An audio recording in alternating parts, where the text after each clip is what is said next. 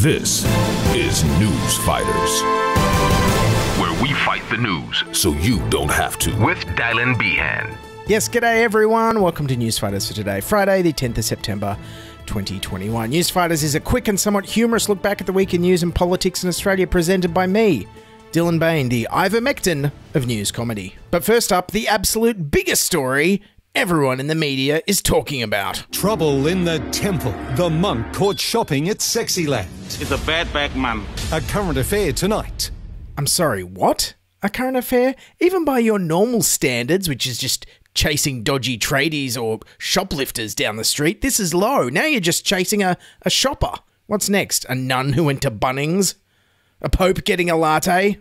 Lift your game, a current affair. Of course, the real big news story this week was... The sluggish start to Australia's vaccine rollout could have been avoided after shock emails suggested the federal government delayed key meetings with Pfizer. Pfizer invited Health Minister Greg Hunt to discuss its vaccine with senior global executives.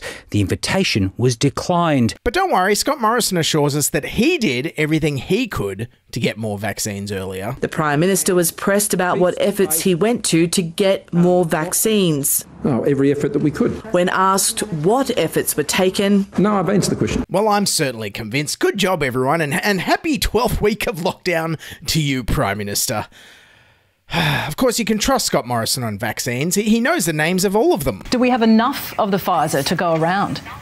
Well, it's not just Pfizer. There's the AstraZeneca vaccine, there's the Pfizer vaccine. What? You already said Pfizer. It's a bit like saying, for dinner we're having vegetables and potatoes. Morrison also can't count percentages. We've gone past the halfway mark, 40% double-dosed. Sorry, what?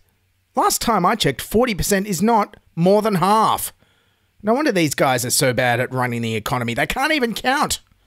Scott Morrison was also in the news this week for stuffing something else up. The Prime Minister has been forced to defend a quick dash home to Sydney from Canberra last weekend to see his kids on Father's Day. So why was Scott Morrison allowed to leave and then return to Canberra? He was given an exemption to enter lockdown Canberra by the Territory Government because he's an essential worker. Essential worker? No, I'm sorry, that's debatable at best. He's definitely not essential and I've never seen him do any actual work. He just seems to go on holidays all the time. Scott tried to offer up some empathy. I can understand people's frustration. Yeah, so why did you do it? Scott Morrison's the kind of a guy that if you were lost together in the middle of the desert, he'd drink the last drop of water from the bottle and say, I understand you must be thirsty. Now, moving on to some good news. 3-year-old Anthony AJ Elfalak, missing in bushland in the New South Wales Hunter region since Friday, is tonight back in his parents' arms. Yes, the little child lost in bushland has been found, but it's not all good news. New South Wales Health has advised people who are involved in the search for missing toddler AJ Elfalak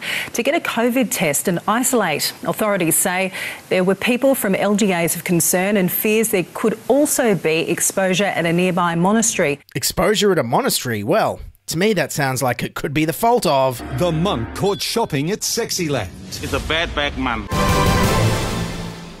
Alright, that's the Newsfighters headlines for today. You can find us on Twitter, Instagram and Facebook and at newsfighters.com. Or to listen to the complete episode, look up Newsfighters on your podcasting app. I'm Dylan Behan. Keep fighting and bye for now.